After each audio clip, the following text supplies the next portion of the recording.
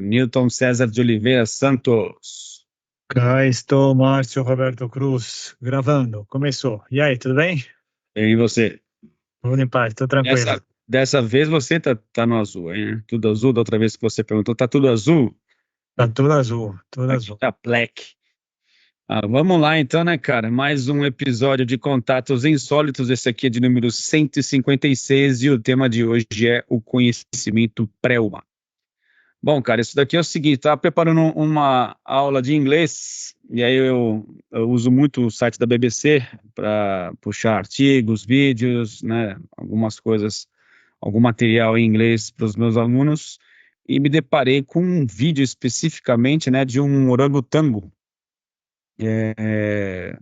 fazendo algo inusitado lá na Indonésia, né, mais especificamente na ilha de Sumatra. E, cara, isso me causou na hora, assim, uma ligação automática, praticamente, com um senso de apoio, ou suporte, tudo aquilo que a gente vem discutindo ao longo de, sei lá, quantos episódios, né, sobre uma das prédicas ou uma das máximas que nós possuímos aqui nesse projeto, que é aquela lei hermética do universo ser mental, né? Mas foi automático. Falei, cara, eu preciso criar material, né? Dar uma consistência a isso em formato de texto. Agora deu um eco aí. Não sei se você está ouvindo. Deu um pouquinho. Deu um pouquinho de eco. Mas que a minha forma de me organizar, cara, é que nem no texto, né? Se eu não faço isso, eu não consigo organizar as minhas ideias, elas ficam bagunçadas, cara. Então eu preciso criar um texto em cima dele e aí eu consigo conseguir estruturar os meus pensamentos, né? E aí eu criei esse texto e te enviei. Então vamos, né, sem perder muito tempo. Cara, o que é essa história desse orangotango que eu vi nesse documentário, né? Vou deixar o link aqui embaixo, né, no descritivo do vídeo, para que as pessoas depois possam ter acesso ao vídeo e tirar as suas próprias conclusões, né? Que a gente não está inventando nada aqui, né? Tem um material que existe de fato como inspiração para esse episódio. Mas o orangotango estava lá, é um orangotango, está numa parte dele que é uma reserva, né? Mas eles não interferem na vida natural daqueles animais, então eles estão ali livres, vivendo, né? É um orangotango selvagem, mas eles observaram que o orangotango estava com uma ferida abaixo do seu olho, na verdade, o olho direito, né? E, e aí, percebendo que estava com essa ferida, ele buscou uma planta específica, um tipo de uma trepadeira lá, e ele ingeriu algumas folhas dessa planta, e depois ele mastigou simplesmente, né, fez um montinho assim com essa planta, e depois passou isso abaixo, não, bem em cima da ferida, né, por 7 minutos. Ele fez esse gesto passando essa folhinha. E depois eles perceberam, né, os pesquisadores, os biólogos perceberam que ele também passou a repousar mais. Ele tinha um hábito, né, uma frequência de atividades que ele fazia, ele passou a simplesmente repousar mais, ficar mais tranquilo. E, né, pasmem, né, pelo menos para mim, eu fiquei super assim surpreso com o que aconteceu na sequência, porque em poucos dias depois estava lá fechadinha a ferida, perfeita, né, em poucos dias, e eles descobriram que essa planta, na verdade, é uma planta com altos poderes anti-inflamatórios, antifúngicos, né, e antibactericidas também, né? Desculpa, antibacterianos, não antibactericidas. Se é antibactericida, é contra a substância que justamente provoca a cura, né? Antibacteriana. Então, cara, o animal ele simplesmente sabia, né, qual seria o efeito ao se passar aquela planta na ferida dele, ao ponto de se curar em pouco tempo, né? E depois a mulher também, a pesquisadora, fala que utilizam parte dessa planta é utilizada na cura da malária também. Então, cara, eu achei assim algo bastante inusitado, inesperado, e me faz pensar realmente com o que nós nos julgamos de estar na supremacia da inteligência, do conhecimento, né? E por isso, né, o título, né, o conhecimento pré-humano, porque a gente se vangloria demais, né, em relação ao nosso intelecto, à nossa capacidade cognitiva, que é bastante diferenciada em relação aos outros animais. E lógico, sabemos que tem todo um contexto histórico, civilizatório, né? A tecnologia, a ciência que nos levaram aonde nenhum outro animal foi levado aqui nesse planeta, claro, né? Nunca negamos a ciência, o valor crucial que a ciência e a tecnologia possuem em nossa sociedade e o quanto que isso tem que continuar a seguir adiante. Porém, a gente vem também, ao longo de tantos episódios aí, dizendo o quanto que é importante a gente colocar os pingos nos is e valorizar certos aspectos que, por causa dessa presunção em demasia, acabaram sendo esquecidos ou desvalorizados, que é todo o aspecto inconsciente ou da nossa mente reptiliana ou a nossa mente de mamífero, né, que estão ali no substrato de nossa existência o tempo todo, fazendo com que a gente fique vivo, e o nosso intelecto com uma camada no neocórtex muito mais recente ao longo da história, né, se a gente for considerar a antropologia, por exemplo, ser realmente um ator tardio nesse filme aí, nessa longuíssima série, acabou entrando aí no último episódio e a gente está achando, né, que a série se deve justamente a esse ator, mas a coisa é muito mais antiga.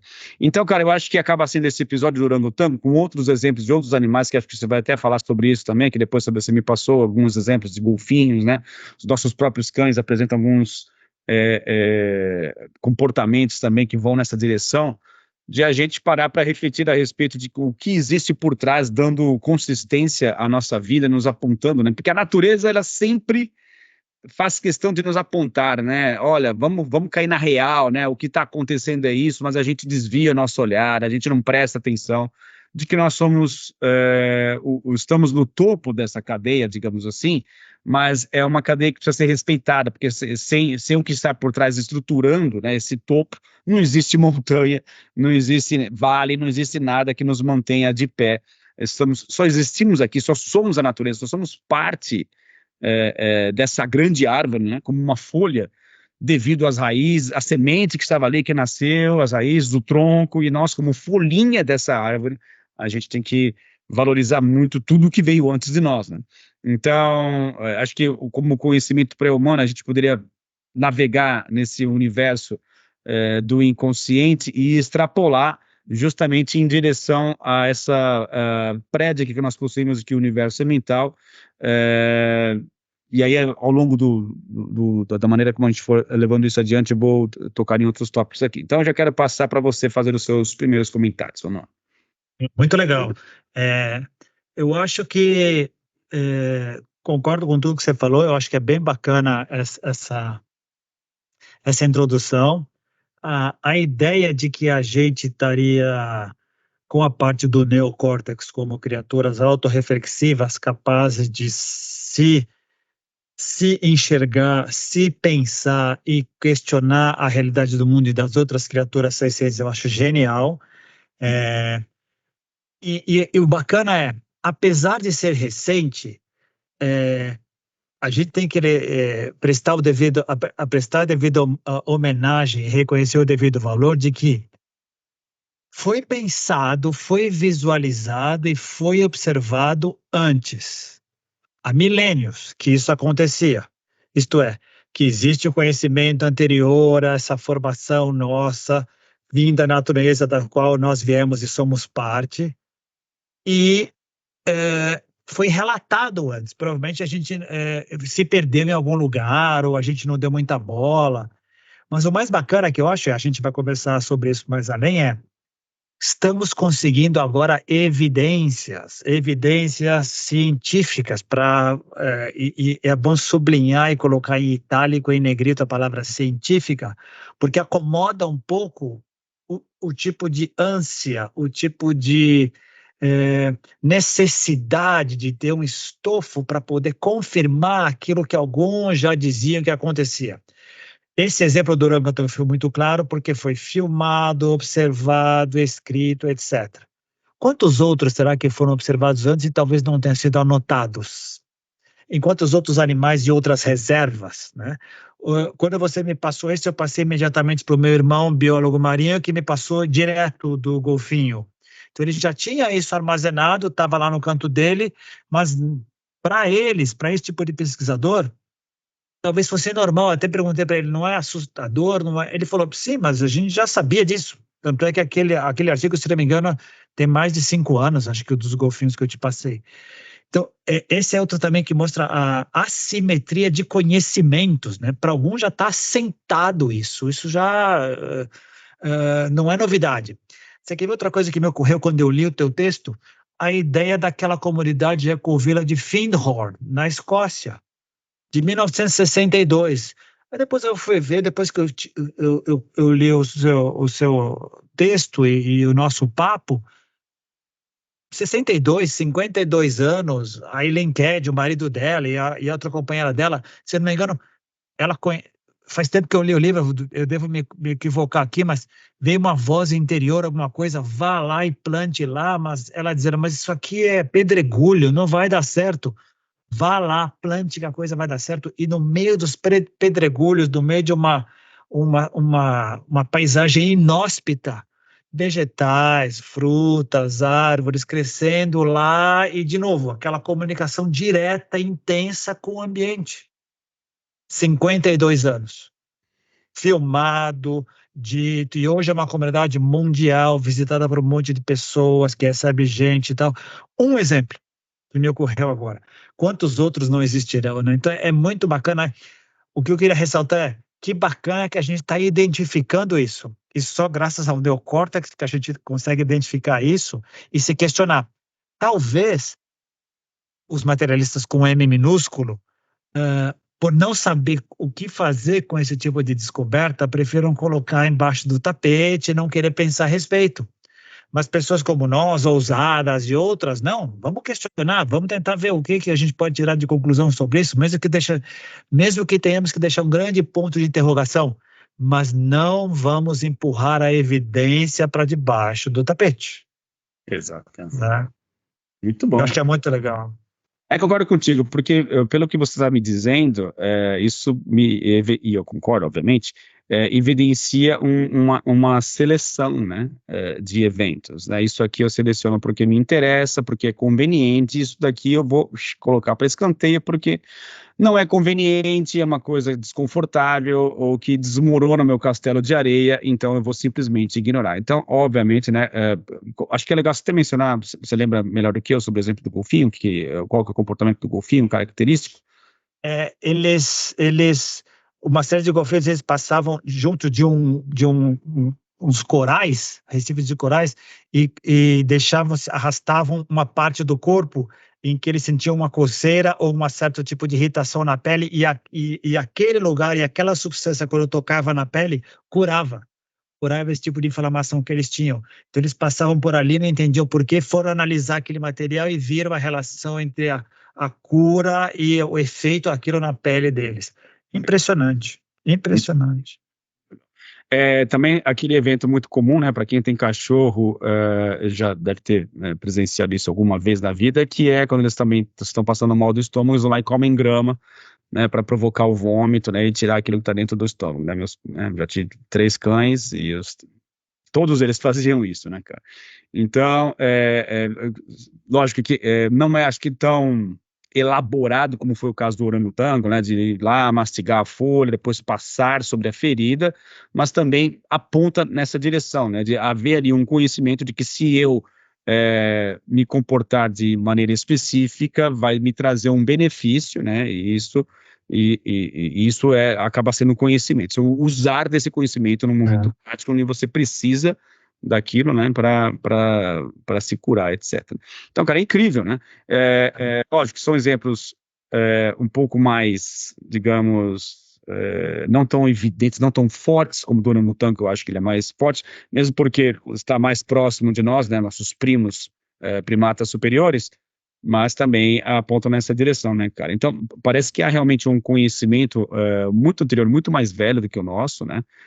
E aí acho que a gente pode entrar nessa parte justamente da redescoberta, né, cara, desse revival aí, da descoberta das substâncias psicodélicas ou endógenas e os seus enteógenas, na verdade, né, não endógenas, e os seus efeitos na expansão da consciência, né, cara, que esses relatos sempre ocorreram, mas a gente de forma também, ó, né, mais uma vez, recai nesse mesmo tipo de válvula de escape, né? Jogou para escanteio, né? Tudo que aconteceu desde os anos 60. Obviamente houveram excessos, ocorreram aí problemas ao longo da história com o uso dessas substâncias simplesmente para finalidades recreativas e não para finalidades terapêuticas, por exemplo.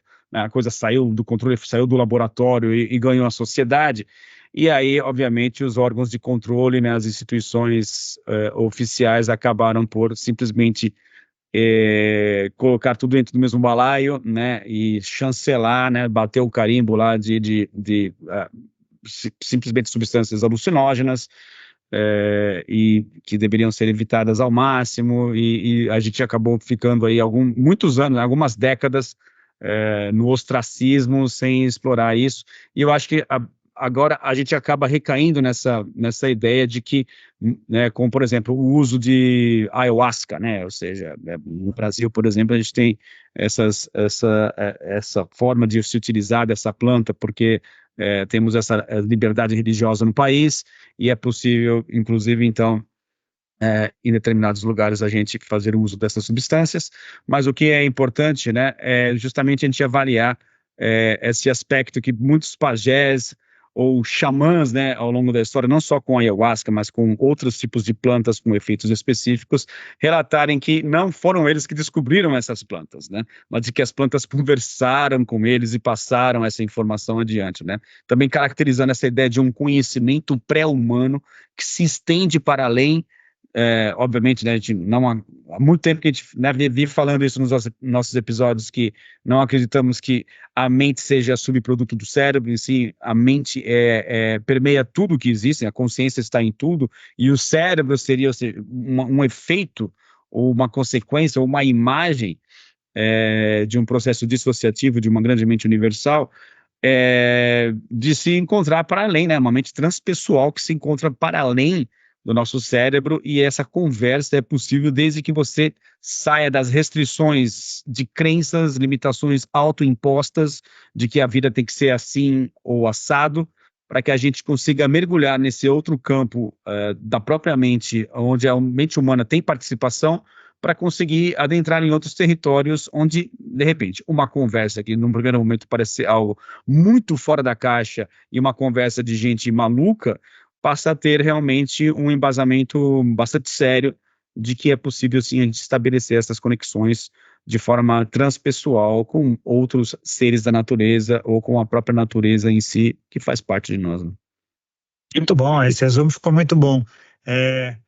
Eu acho que você tocou em alguns pontos bem interessantes. Primeiro, a gente é presa fácil dessa armadilha de que deve haver somente um tipo de explicação para as coisas. E essa explicação ela tem que ser reproduzível em laboratório por todas as pessoas do mesmo jeito, que é o cerne do método científico, faz muito bem, funciona, serve para um monte de coisas, mas não serve para tudo. E não é a única maneira de se obter conhecimento. Óbvio, a gente foi longe. Uma das maneiras de a gente obter conhecimento, de aprender neurônios espelho, olhando o que está acontecendo, talvez aquele orangotango tenha visto alguém fazer aquilo, mas nada garante que uma pessoa que algum membro daquela família tenha tido um ferimento e tenha se curado daquele jeito. Não foi reportado, não foi informado. Se foi, ótimo. Depois o questionamento é, da onde veio o primeiro, aquele anterior, e a gente volta para trás e ficamos no mesmo processo, no mesmo dilema do ovo e da galinha, do efeito Tostines. Ainda que tenha sido um espelhamento, alguém teve que ter sido o primeiro. Alguém começou. Então, aí o legal é abrir o espectro. Existem outras maneiras de obter conhecimento, transformando informação em sabedoria. E alguns são pré-humanos. E alguns são com outro tipo de relação com a natureza, que não é como a gente tem feito nos últimos 200 anos ou 500 anos, predatoriamente, né? De uma maneira um pouquinho mais participativa, colaborativa, sociável, né? Explorando outros tipos de inteligência de relacionamento que difere da maneira como a gente vê até hoje. O legal que eu acho é isso. A gente está conseguindo presenciar hoje e graças à tecnologia, da informação e do momento tecnológico que a gente está vivendo, de esse tipo de coisa acontecer e estar disponível a todos nós no mundo inteiro rapidamente. Talvez a gente fosse ver esse material meses depois, em algum trabalho científico publicado em alguma coisa muito restritiva, e hoje não. Chama a atenção, alguma pessoa começa a achar que vale a pena, começa a pipocar, e no momento que fica viral, se está no radar de interesse de algumas pessoas como nós, a gente acaba caindo no nosso colo, cedo ou tarde. E cada vez mais cedo. Isso é que é bacana. Legal. Cada vez mais cedo. E que é legal. Que é genial. Se para o seu irmão não era uma coisa assim tão absurda, para mim foi sensacional, né? Não trabalha diretamente com isso, né? Então para mim foi muito impactante, né? Ele disse, ele não tinha visto em primatas, ele achou, pô, que legal, eu achava que para ele está lidando com cetáceos e para ele todo o conhecimento dos grandes cetáceos, ele vê, eles se comunicam, eles têm um universo particular, ele sempre brinca. Quem somos nós para falar de criaturas que estão aqui há 5 milhões de anos e estão sobrevivendo bem na Terra, viram um monte de coisa acontecer e a gente acabou de chegar, estamos na janelinha e querendo dizer como é que eles têm que viver. Não. Mas é legal, ele falou que bacana que tem gente fazendo isso com outras áreas. Tenho certeza também que na parte da flora deve ter um monte de pesquisas nesse sentido também que não chegou ainda ao nosso conhecimento. Se a gente começar a fuçar, nós vamos achar coisas muito bacanas que vão dar respaldo a essa nossa visão de que existe um conhecimento pré-humano, natural, planetário, de Gaia. De alguma maneira, Gaia se comunica de outras maneiras conosco. E vamos colocar aí arquétipos toda a parte mitológica do planeta, não só humana, do planeta, e assim vai. Você mencionou uma coisa importante agora que me fez lembrar, você falou da flora, né? Eu não vou me recordar dos detalhes, tá? Mas eu me lembro muito bem de um episódio do SETI Institute, que eles têm um programa de rádio, eles tinham pelo menos, eu nunca mais parei para ouvir os episódios, não sei se eles ainda têm, que era Are We Alone, né? Que é Estamos Sozinhos. Era um episódio, se não me engano, lá da Rádio América, se não me engano. E era um programa, obviamente, né, com finalidades científicas, e vinculado ao SETI, que é toda a parte de estudo da comunicação, como é que seria a comunicação, né, com alienígenas, se houvesse o primeiro sinal lá captado pelas antenas, como é que eles reagiriam a esse primeiro sinal, qual seria a sequência, a cadeia de eventos que se seguiriam a partir da comprovação de que há um sinal que é alienígena de fato e a gente tem que fazer algo a respeito. Então, um desses episódios era justamente um estudo da comunicação, adivinha do quê? Das plantas, cara. E eu me lembro, havia um biólogo lá dizendo que haviam já estudos naquela época, e, cara, isso aí faz muitos anos já. Pelo menos, cara, que eu me lembro, assim, pelo menos uns 10 anos, com certeza, faz que eu ouvi isso daí. Mas eu me lembro, você mencionou flora, na hora eu me lembrei. O que eles estavam estudando? Tem certas plantas que conseguem fazer o quê? Quando eles percebem que há um predador, por exemplo, vamos supor uma lagarta em cima de uma planta específica que vai comer aquela planta. Ela consegue liberar uma substância, um cheiro, se eu não me engano, que esse cheiro vai atrair o predador daquela lagarta, e aí esse predador vai chegar junto, vai perceber que a lagarta está ali para comer a lagarta. Ou seja, há uma comunicação bem intencional da planta em liberar aquelas substâncias para fazer com que o predador daquela lagarta chegue e mate a lagarta e ela sobreviva. Então, quanta inteligência existe aí, né? Aí você fala, pô, mas comunicação através do cheiro? Bom, que seja, é a forma que a planta possui, né, de fazer algo a respeito, né? Ela não consegue, né, verbalizar nem nada disso, mas ela consegue ter uma reação frente a uma ameaça e a partir disso ela consegue se comunicar. Então, essa comunicação entre espécies também existe, cara, na natureza. O quão fascinante isso é, né? E se não me engano, eu recebi um vídeo outro dia de que esse tipo de situação foi filmada. Não essa específica, mas de comunicação entre plantas diferentes, mostrando existe uma ameaça aqui, talvez alguns de nós vá para o sacrifício para que se preserve outros. Isso é muito legal. É, você falou das plantas enteógenas agora há pouco. Eu falei da flora. A base desse planeta, além da água, é toda essa parte de vegetação e como ela está toda intrincada e tem muita gente pesquisando faz tempo, com descobertas extraordinárias, é que talvez não ganhem manchetes, talvez não ganhem as primeiras prateleiras quando são publicadas em literatura, mas tem muita gente estudando muita coisa faz tempo, com descobertas impressionantes. O maior ser vivo do planeta é uma grande rede micelial que está embaixo dos Estados Unidos. A ideia de cogumelo, até pouco tempo atrás, ou era para dar barato ou era para se comer. E hoje, nunca se falou tanto nas propriedades curativas e também terapêuticas e quantos existem na natureza, como eles são importantes para toda a cadeia de funcionamento de uma floresta inteira. Isso é muito legal. E aí que eu volto a falar. Ao mesmo tempo em que quando o nosso neocórtex assume uma posição arrogante, prepotente e tenta abafar os degraus que estão abaixo, costuma ser comum quando a pessoa, qualquer tipo de pedestal acaba incorrendo nesse risco. Quem sobe no pedestal tem essa tendência a desprezar o que está embaixo, tem a tendência a desprezar de onde veio. Mas, se ele chegar lá com uma certa humanidade e reconhecer a importância de tudo que aconteceu antes e puder reconhecer, foi de lá que eu vim, poxa, ele pode dar uma contribuição genial no entendimento dessa cadeia que veio levando até onde ele está, que é o que muitos de nós temos feito. Os cientistas com C maiúsculo estão nos ajudando a entender como é que isso aqui funciona e estão chegando na mesma conclusão. Tem outras maneiras de conhecimento que transcendem a nossa maneira de interpretar a realidade, que vêm antes da gente. Criaturas que estão aqui há milênio, centenas de milhões, talvez milhões de anos, aprenderam a viver isso aqui faz tempo, alteraram esse sistema, convivem bem com Gaia, fazem parte de Gaia. A gente é que está meio deslocado ainda, não sabe entender bem. Por uma série de razões. Acabamos de chegar, nosso crescimento foi muito rápido e desordenado, nos multiplicamos de maneira muito rápida, não nos adaptamos tão rapidamente, multiplicamos demais.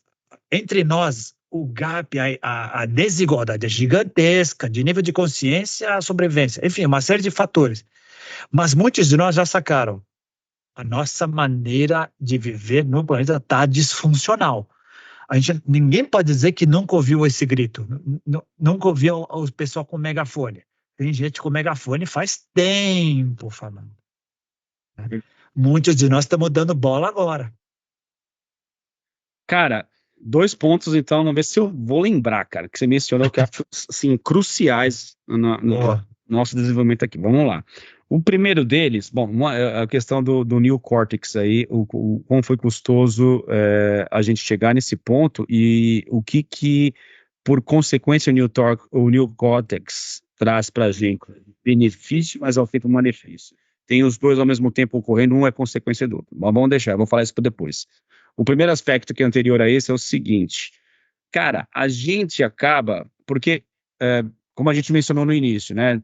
Evidências existem, estão aí, a olhos vistos, mas a gente se recusa a ver, não é interessante, é inconveniente.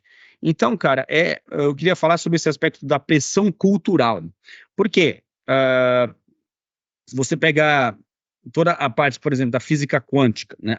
A despeito de todo o exagero, da apropriação completamente equivocada de meios esotéricos, sobre o que significa a física quântica, né, e aí usar a palavra quântico para qualquer tipo de absurdo.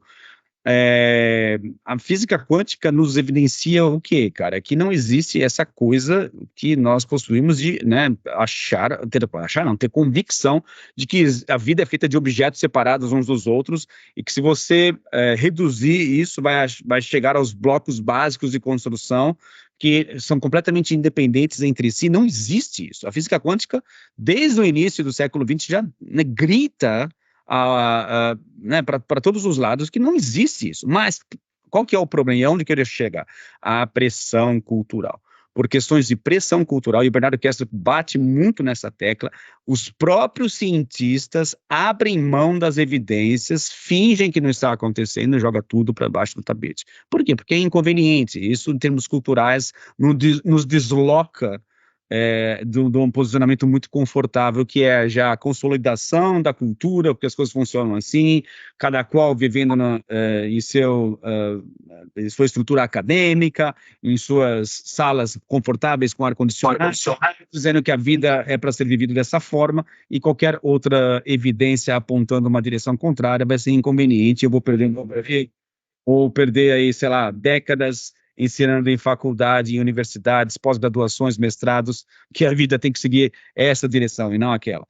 Então, assim, o quanto que a pressão cultural, simplesmente por pressão cultural, não estou falando aqui de falta de evidência, inclusive, poderia ser até explicado, mas aí a gente vai sair muito fora do tema, toda a questão da nossa falta de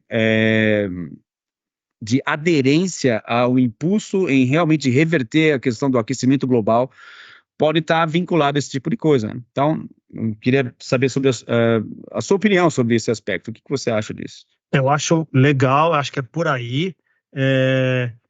Duas coisas que me remeteram te ouvindo. Se eu tenho uma ideia de realidade formatada e aparece uma evidência de que eu preciso repensá-la porque ela não está batendo com a teoria que eu tenho até agora, eu tenho duas opções. Eu tenho que reconhecer que minha teoria precisa ser reformulada, custe o que custar, para incluir esse novo dado, ou eu posso desprezar o dado. Eu posso desconsiderar o dado, eu posso acusar o dado de não, ele deve ser uma avaliação equivocada, ele deve ser uma medição equivocada. Às vezes acontece, mas alguns de nós acho que nos comportamos assim.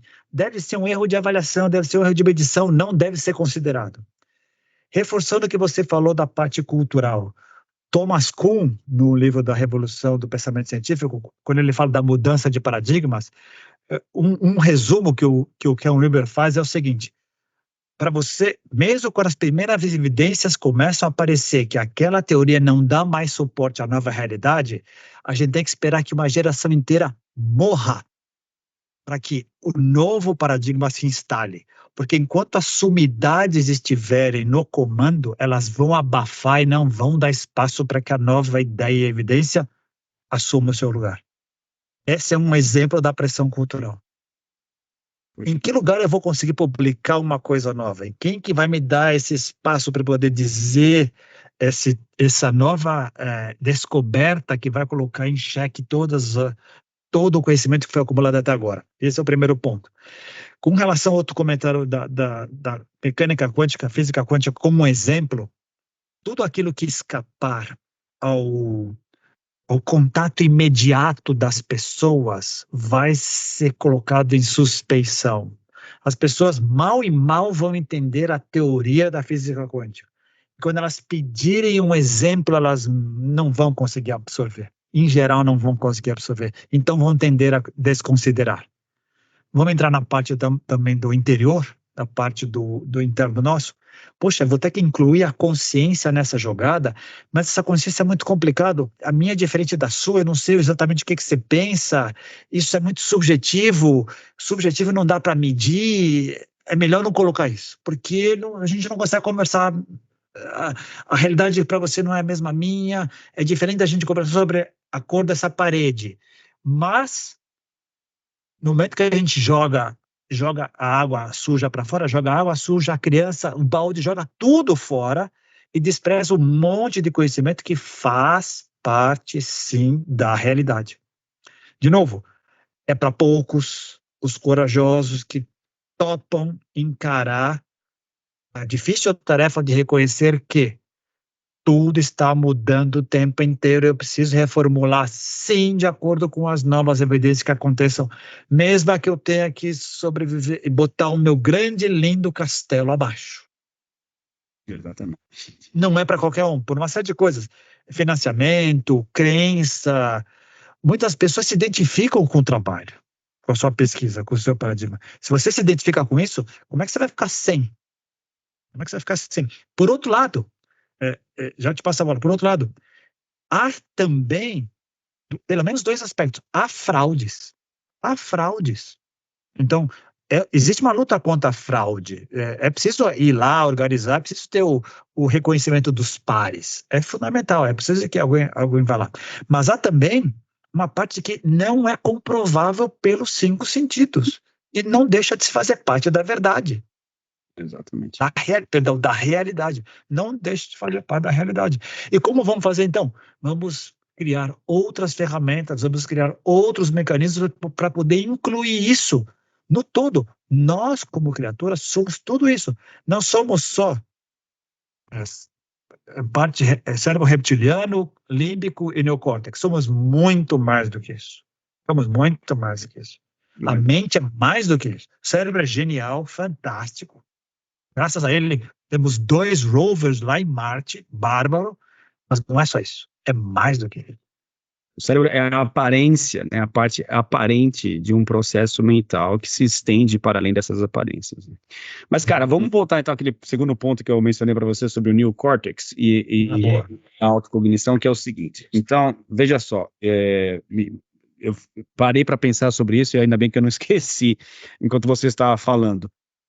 Cara, a gente teve um ganho, um presente e uma conquista em termos evolutivos que também nos colocou num beco sem saída ou num risco muito grande, que é o seguinte: com o neocórtex e com a capacidade para estabelecer a autocognição, que seria o quê? Essa capacidade de não apenas passar pela experiência, mas de sair fora da experiência e falar, poxa, estou passando por essa experiência, o que essa experiência significa, o que existe por trás disso, ou seja, você vai criando camada acima de camada de autorreflexão, em cima de um processo que antigamente não, que normalmente ou inconscientemente estaria ocorrendo de qualquer forma, mas você não teria estabelecido essas camadas autorreflexivas em cima delas. Os animais, aparentemente, no geral, não têm isso, né? Os superiores a gente começa a perceber que, opa, peraí, esse processo é anterior ao ser humano, né? Então a gente consegue perceber esse processo autorreflexivo em algumas criaturas,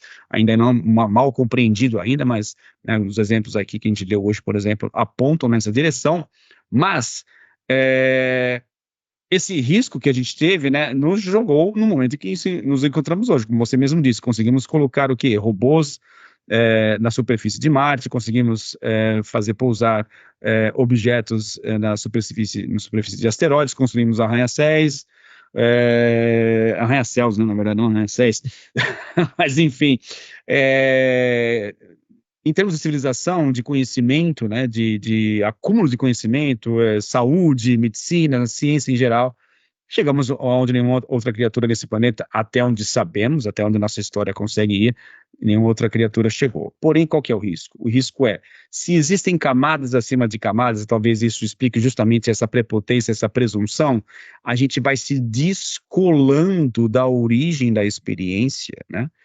Por questões sei lá, cognitivas mesmo, do próprio sistema nosso, ele faz isso por natureza. Seria um risco, talvez, que a natureza tivesse que correr ao ponto de a gente ficar tão apartado dessa origem, que é a experiência, porque essas camadas autorreflexivas vão jogando a gente lá para cima, que a gente perde o contato com isso de fato, entendeu? Então, talvez isso explique, pelo menos em parte, por que a gente é tão presunçoso, arrogante, porque a gente vive, o ser humano vive, isso aí acho que Yuval Harari, ele coloca muito bem em uma palestra que eu vi dele uma vez, dizendo que os animais não possuem preocupações e não vivem dentro de uma camada ficcional que nós vivemos, né, por exemplo, com coisas que são completamente fictícias, tipo dinheiro, por exemplo, divisões geopolíticas. Os animais não possuem nada disso, né? Eles vivem dentro da realidade de fato, porque é aquilo que eles vivenciam.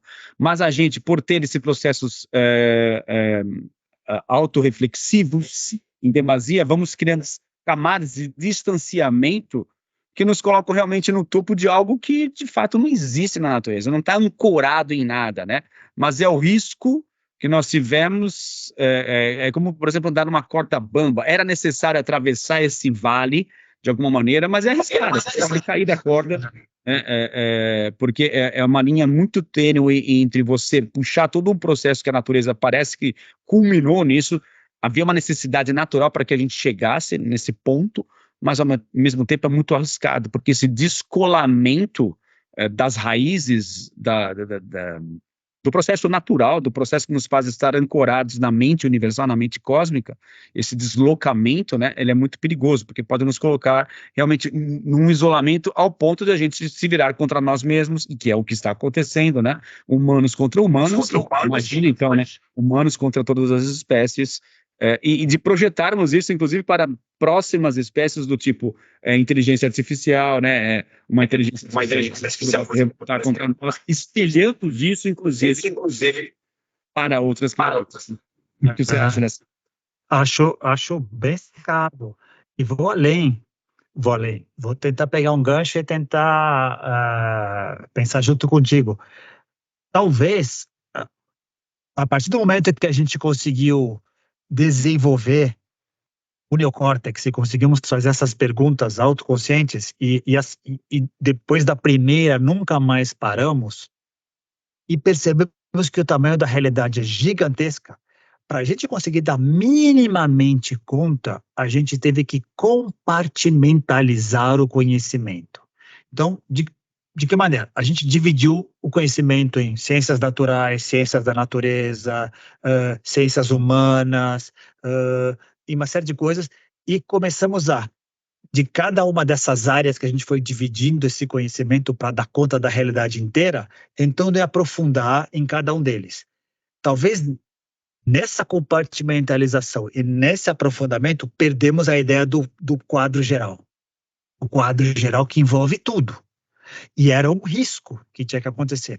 Mas parece que muitos de nós, em vários momentos da civilização, já alertaram para isso. Olha, tem que colocar a lupa, mas também tem que olhar pelo quadro maior. Isso sempre foi alertado. Os textos antigos das culturas,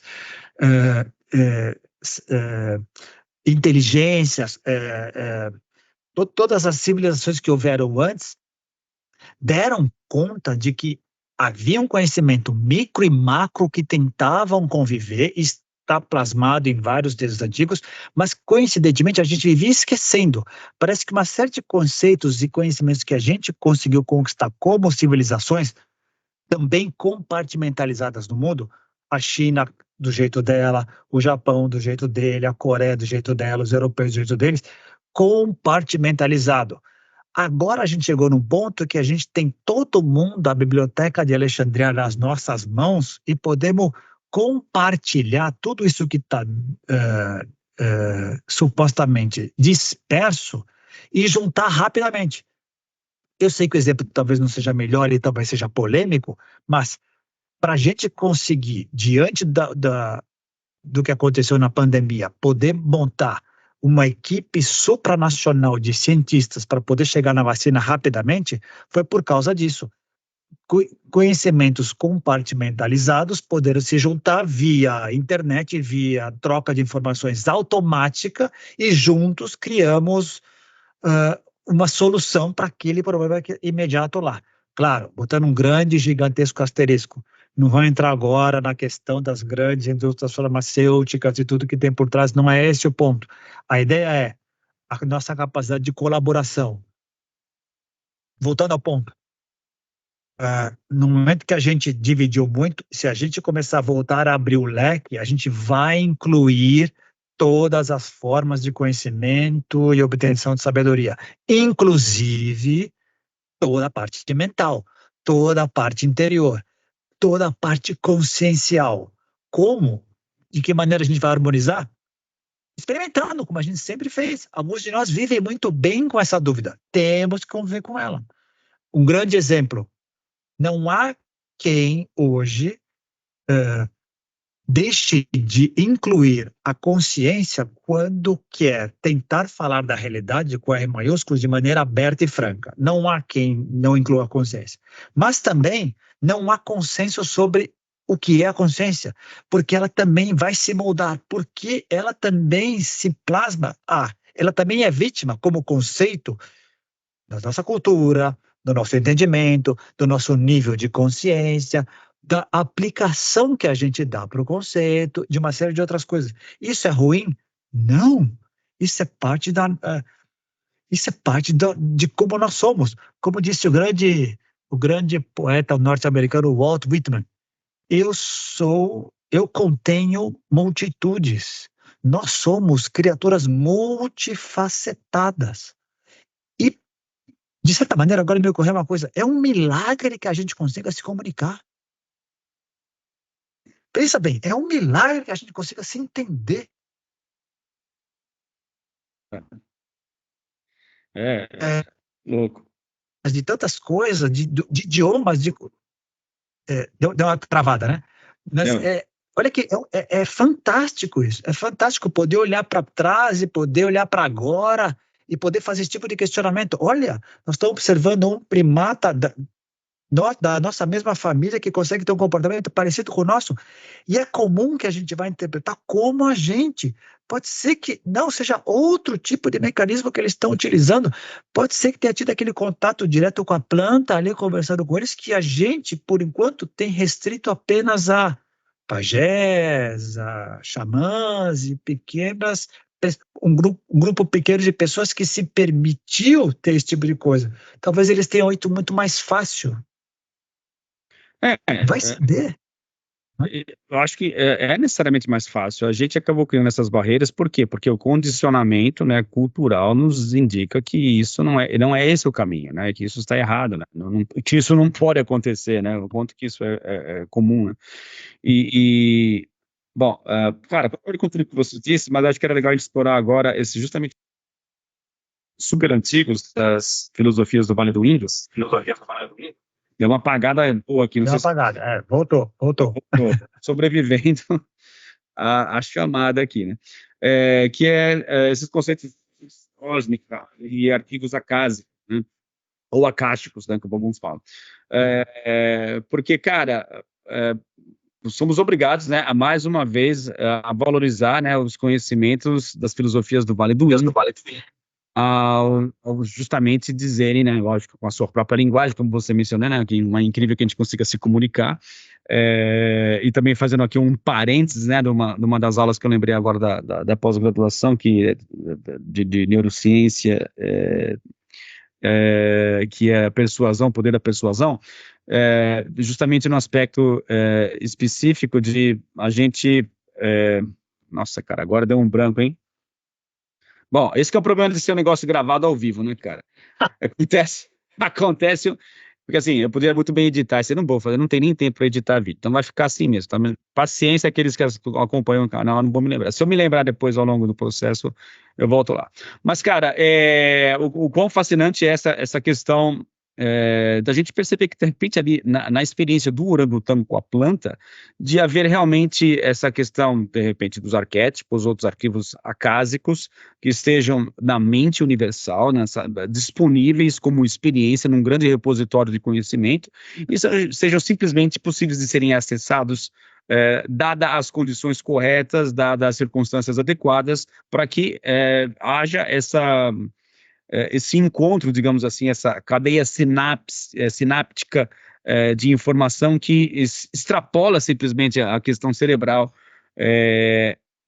mas dá a oportunidade para que outras criaturas também partilhem da mesma, desculpa, biblioteca de Alexandria, como você mencionou, de outras formas, de outras maneiras, mas que estará à disposição de todo mundo, inclusive de outras criaturas, né?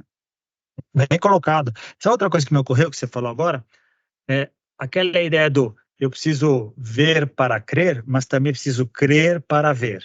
Em outras palavras, as nossas crenças muitas vezes nos cegam. Qual que é a grande sacada? Quando acontece um grande momento, ahá, eureka, normalmente, ou quando a gente está pensando em alguma coisa e sinapticamente, não na hora que a gente quer, mas numa hora que a gente não espera, quando está caminhando, no momento de relaxamento, as coisas se juntam, ou quando a gente se permite uma coisa muito legal de vez em quando, que deveria ser muito mais frequente. A gente observa, a gente para olhar que está acontecendo. Baixando a guarda, baixando as crenças, baixando aquilo que eu espero observar, apenas olhar. E é genial. As cientistas lá observaram o orangotango, ficaram olhando, e a partir do que estão observando, antes de colocar a explicação, o que está acontecendo, depois eu vou pensar no que está acontecendo aí.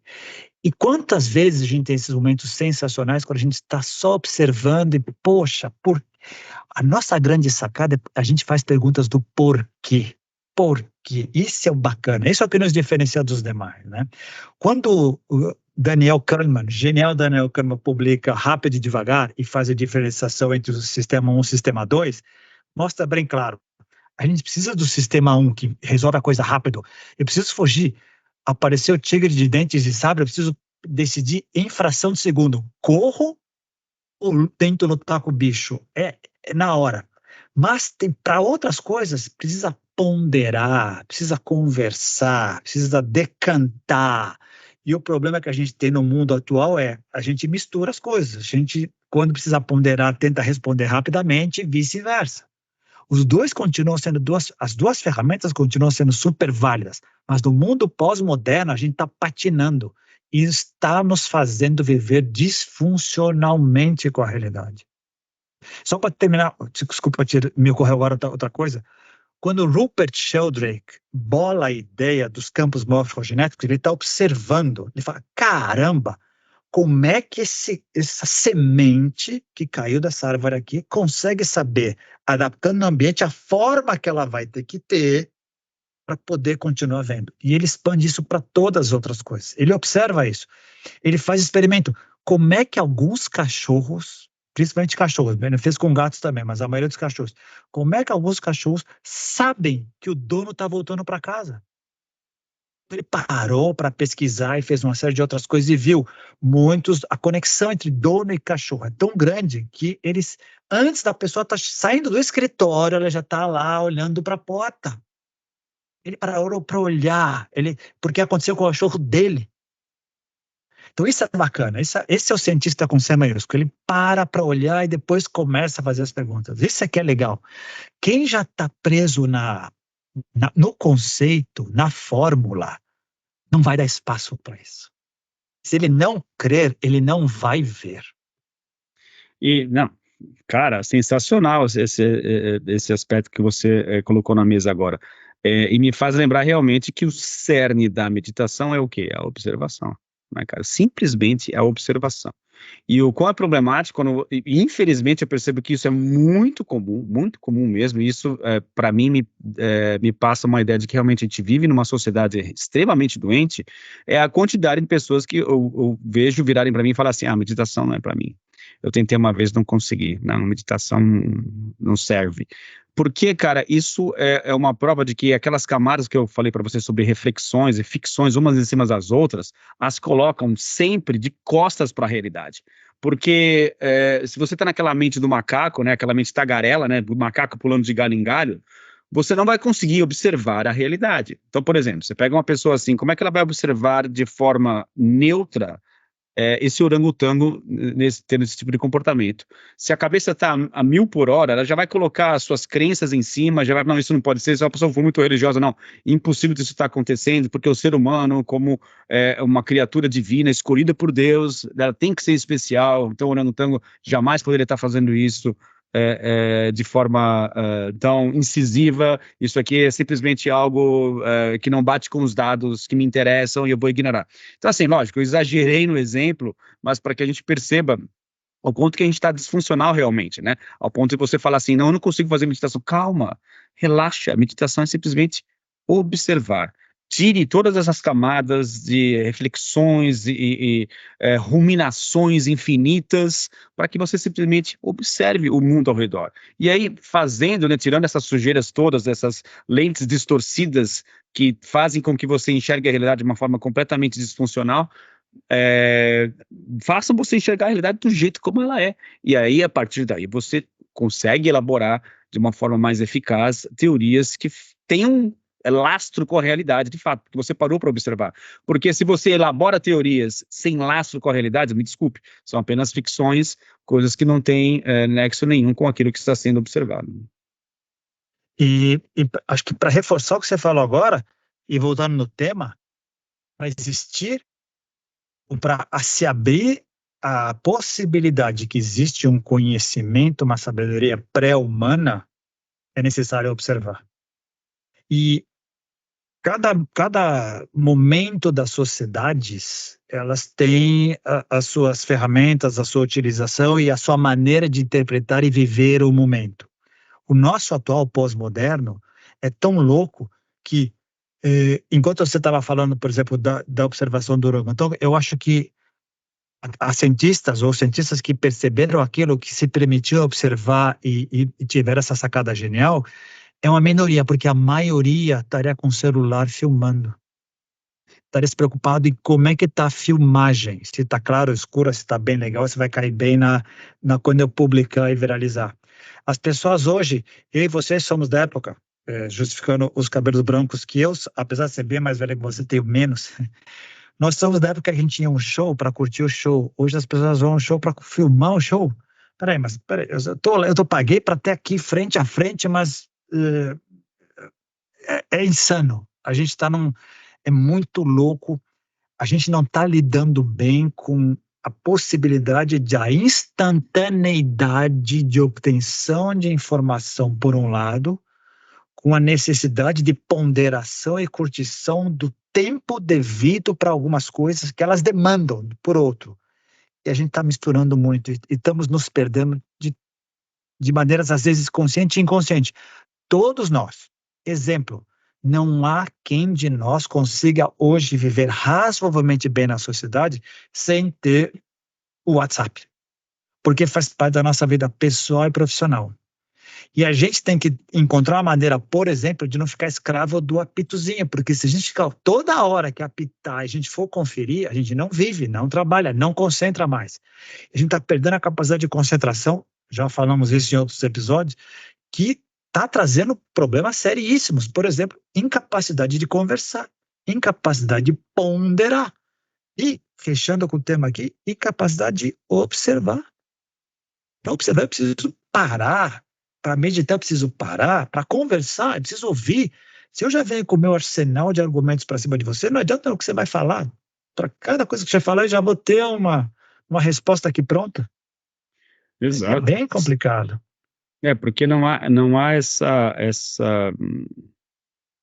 Cara, é muito louco isso, porque esse perigo das camadas de autorreflexão, as camadas autorreflexivas que a autocognição provoca, você pode viver num mundo completamente paralelo. Estamos vivendo aqui, juntamente com você, com outras pessoas, o seu conjunto de crenças, o seu emaranhado de crenças, seus sistemas de valores podem estar tão longe da realidade, que isso justifica, inclusive, o quê? A criação e o fomento de teorias conspiratórias, por exemplo, onde não é mais necessário saber observar a realidade.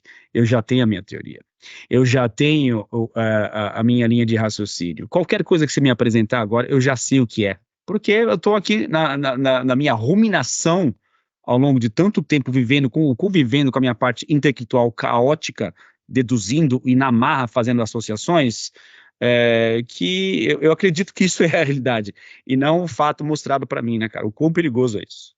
Não haverá argumento que você vai trazer que vai fazer com que eu mude a minha crença, a minha opinião. Não haverá argumento. Eu vou desacreditar o seu argumento. O argumento é falso. Então, é um problema sério para a gente ver em sociedade. E é um problema sério para a gente conseguir encontrar sentido para a nossa vida individual. E por isso que, além da crise climática, além de todas as outras crises, a crise de significado da vida é uma coisa muito séria. Todos nós passamos em maior ou menor grau. E é por isso que a gente vai aprender pela dor, né? Não vai ter jeito, porque a vida, cara, a vida vai mostrar, porque como essa definição, né, cara? A verdade não é frágil, ela é violenta, ela é forte, ela é um soco na cara. E a gente quer negar a realidade, quer negar a verdade, né? Então fica de costas para isso. Mas a vida vai mostrar, né, mais cedo ou mais tarde, que você está errado. Você pode até, no primeiro momento, dizer que não, pode postergar, pode empurrar com a barriga, mas lá na frente, né, quando a vida te cobrar isso de fato, ou perante eventos gravíssimos, como se defrontar com a própria morte, você vai ter, e não estou falando aqui sobre aspectos religiosos não, estou falando simplesmente com a constatação de que, pô, cara, eu estava errado. Não, bem legal. E hoje eu vi uma coisa bem bacana que eu achei que eu não tinha sacado ainda, que eu acho genial. A, a dor, a dor psicológica, ela é tão intensa quanto a dor física e bem paralela. O que que a dor física aponta? Olha, alguma coisa não está funcionando bem. Olha, está doendo o braço, vai olhar o braço. Está doendo interno algum órgão, vai olhar. Alguma coisa não está funcionando bem, precisa curar. O que que a gente faz com a dor física hoje? Ao invés de meditar, ponderar, buscar a causa, deixa eu me aliviar rapidamente. Deixa eu tomar logo um remédio para me aliviar rapidamente. A dor psicológica, igual. Ela está apontando para alguma coisa. Olha para isso, está te incomodando, vai pesquisar isso. O que a gente tem feito? Busca de dopamina. Deixa eu sair disso, deixa eu buscar uma distração. Eu não posso parar nisso. Eu vou me perder nesse labirinto. Vai me custar, vai doer. Eu não quero sentir dor. E não faltam distrações. A gente virou craque como civilização de criar distrações. E claro, isso vai estar acumulando, acumulando, acumulando, e um dia vai estourar. Como estourou o nosso tempo, por exemplo. Ah, Que passou 1 hora certinho, né? boa. Mais de 1 hora. Pô, cara, que pena. Mas você viu, deu pano pra manga esse assunto, né, cara? Ah, E, enfim, talvez a gente se aproveite aí de um outro episódio para dar continuidade. Mas, cara, mais uma vez, muito obrigado pela sua participação, sempre crucial para que esse projeto continue. E nos vemos na próxima semana com mais um episódio de Contatos Insólitos. Um grande abraço, Nitão. fantástico, mais Roberto. Valeu, até mais. Até mais, tchau, tchau. Tchau.